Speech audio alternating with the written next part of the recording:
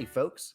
This is your good friend Hillbilly Scribbs with you for another one of these here interviews in the Hillbilly Hangout. And man, I got to tell you, folks, this is a tough one today. This is one I didn't ever think I would be doing, but Kazian told me I have to. So here we go. Love him or hate him, no one can deny that this fella we're going to talk to today has really made a name for himself here in the MTFO. And without further ado, I would like to introduce and welcome Ruben, the Kingslayer to the Hillbilly Hangout. How are you? Thank you. Thank you, everybody. I know you've all been wanting me to pop up on here ever since it started. I'm doing this for you guys, not for this little hypocrite over here. But yeah, I'm good. Thank you very much. I'm going to try to keep this, pretty calm and collected while we do this. I am a professional after all, so I got you. Okay. I don't know what that last word means, but we're going to move forward and get this show on the road. So here we go. Let's start off by despite what I think about you, a lot of people have been really impressed with what you've done here in the league. So I guess what I'm trying to say is, what brought you into movie trivia? Has it always been something that you have enjoyed? Yeah. So honestly, I am kind of new to the whole trivia thing. I would say that about a year ago, I want to say it was a little more than a year ago, I started getting to Schmoedown. I started watching Schmoedown. I'm like, wow, this looks great. I loved watching WWE when I was younger. I'm like, well, this is a combination of, movies, which I love movies, and WWE, which I used to love the storylines and stuff like that with that. And I brought it together. So as far as trivia goes, I kept watching. I'm like, I really want to do this. I really want to do this, but I'm not like smart enough to do well in the regular trivia. I have no problem admitting that. So that's when I realized that there was a geek league. And as much as I loved the Harry Potter films and I loved at the time the Star Wars films, I did not know too much about the rest of the geek categories at all, to be honest. So I'm like, yeah, I'm not really good at trivia, but the Geek League is something I can study. It's something I can prepare myself for. It's something I can actually work really hard and become really good at. And that's what I did. I started getting into it. I started getting into character. I started getting into the game itself, and I became extremely competitive, as you very well know. That's no lie. Yeah. So here I am. This is where it came, and I've competed in other places, but yeah. All right. Well, that's one thing about pretty much everyone around here is even rascals like you. We got a story of how we got into the MTFO. I do appreciate you sharing your story with us. And, a lot of us are also not just limited to the face-off. Are there any other like leagues or shows that you're involved with, Ruby, that you'd like to tell us about? Yeah. So straight up, the face-off is probably my most dominant, I guess, league. It's the league I'm most committed to. I love it because it focuses more on storylines and character development and stuff like that. And me being, I have no problem admitting this, but me being an egotistic, show-stopping character, it's just what I want, and the face-off gives me that. So I get to actually build on my character. Yeah. Now, that being said, I do compete in other leagues. I haven't done too much competing in the other leagues, but I have competed in a Geek Teams match over in Multiplex Geek with the one and only Spence. I'm sure you have. I've competed with that's the only Teams match I've ever done, but I've also competed in a Geeks match against a fellow by the name of Nicholas Tuhig, and we actually set the record for the most points scored. Both of us set the record for most points scored in a Geek 3-round match. He ended up beating me, spoiler, but it was a very, very hard-fought match. So I've competed elsewhere. I've won an X-Men Expedition match recently, so I compete And the face-off, I completely multiplex mainly. And then I had one match in the Full Metal random.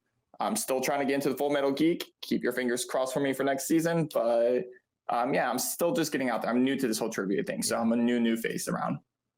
Yeah, well, and you know, that's one of the neat things about these fan leagues is there are so many of them, you know, and any match you do in any of the leagues helps you get better in all the other ones, right?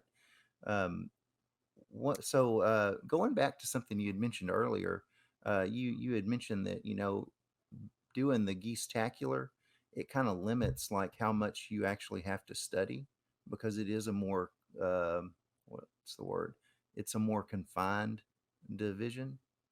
Uh, if you're willing to share with us, you might not want to, but is there anything you do special to prepare for these matches? Because other than your first match, you have been dominating every time here in the MTFO. So, me being a very, very competitive person, I don't like sharing all the details. And I totally understand. You know, keep the secrets you need to keep. I honestly don't even share a lot of the information with my own faction. But what I will say is that I have been pretty vocal about one of the ways I study, and that is watching movies with subtitles. Watching a film with subtitles is one of the easiest things you can do to prepare yourself, just because you actually see what they're saying and you see what you're not just hearing it, but you're seeing it. And that's how I'm writing down the smaller details. Because I have a little black binder with all of my notes. And I also have index cards of a lot of like more deep cut stuff. And so usually the binder has the information of every single thing as I'm watching the movie with subtitles. I'm looking at seeing what's popping up, what they're saying. Sometimes when it comes to like films like the Wizarding World films, I'll even write down like the colors that they're wearing in specific situations. Just because like those deeper cut questions could come up, and I know that I will want to make sure I hit a 5-point question because I do compete in a Harry Potter match, which you'll probably see coming out at some point. And I don't want to, that's my biggest fear, is missing a 5-pointer on a category that should be extremely strong in. So like those like the Middle Earth and the Wizarding World ones, you'll see me writing down like colors and stuff of what they're actually wearing and stuff in situations, so I don't miss anything. That's pretty good. That's very detail oriented. Little word of advice: if you ever meet that, there's an actress named Alison Dooley. If you ever meet her, don't let her get a hold of your black book because she'll give it to Hitler and he'll try to burn it. And then you may have to find Sean Connery and Harrison Ford to help you out. And you're a rascal, so they probably won't help you out. So sorry, I got off on a you know what I do. I ramble. Okay, so you know, you mentioned something interesting just a minute ago when you were telling us about this. You brought up the word your faction. Now, I got to know, where the heck has this League of Shadows come from?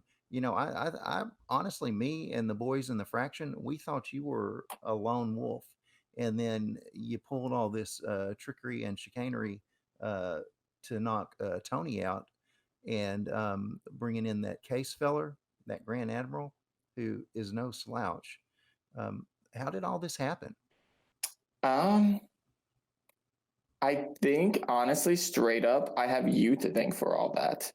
So the thing is after defeating Maniac, and I've already teased about the fact that, you know, I want to build a League of Shadows, that I want people everywhere in this league that can just pop out of the blue and no one know who they are until the very last minute and completely ruin and dominate and completely destroy someone's expectations of them.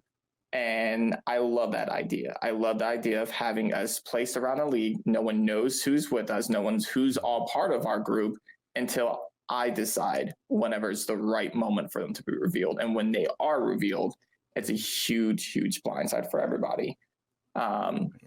So as far as how the league was formed itself, as I started looking and I started seeking out people specifically that I knew had talent similar to mine. I want the strongest championship level players to compete with us. I know one day there'll probably be a geek team. So obviously I want to make sure that there's someone in the faction that I can be a geek teams with. I want to make sure that there's someone who could win the Star Wars championship, aka my boy Case is out there, and I'm hoping the Grand Admiral himself brings home that Star Wars belt. So I'm going for championship level players to take over this league, because we don't want to just, run around and beat up on, hypocrites and maniacs and losers and loudmouths. We want to actually take the belts from everybody in this league and show them why we're the dominant faction. And the League of Shadows is something that can do that. And whenever everyone gets to see who's all really part of that very unique and special faction, well, things are going to get real interesting. All right. So what you're saying is there are more of y'all out there hiding and lurking? Oh, yeah. Yes, there is. There's more than you probably would expect. You'll never know who they are, and you never know when they might reveal themselves. Well, that there is a chilling thought, and really a surprise. I mean, really, all this has been a surprise. Like I mentioned, you've after that first match, you have really been a powerhouse here. I ain't gonna lie, I was totally caught off guard with your match with Mark. I mean, that was pretty much close to a perfect match. And then let me stop you right there. It was a perfect match, actually. So, Okay, fair enough. So Continue. that happened. That hurt. And then you bring in this Case fella, and he goes and beats Tony. And now Tony's left. He's off doing his own thing. He actually left the faction in the MTFO. And that just kind of leaves me standing between you and my boy Ishan. And let me stop you right there. Do you remember earlier when I was talking about people revealing themselves very, very at unique moments? Mm-hmm. Well, about that. What? Oh gosh, dagnabbit, not again. So long, Hillbilly.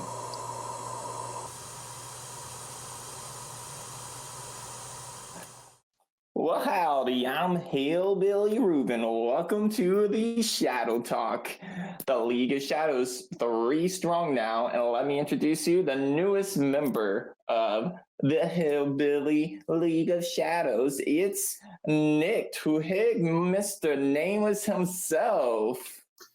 How's it going, everyone? Surprised to see me? No? Okay. Scared to see me? Well, you should be. How you doing today, Ruben? Doing pretty good. Just got my hillbilly hat on. I will say you are the best looking hillbilly around these parts. Thanks. I do agree with that. I'm much better looking than that little rascal. What's his name again? Scribbidog, something like that. It's something a 5-year-old wrote down on an art project. I don't know. Listen, I got a question. I've been sitting around watching what's going on. You got your maniacs running around, your warhawks flying everywhere, and you stupid hillbillies doing whatever the hell they're doing. Ruben, get me into this league, man. Let me show these people what's going on. And we've had our match before. We had a match before, and we know exactly our strengths and stuff. And we're coming into this league.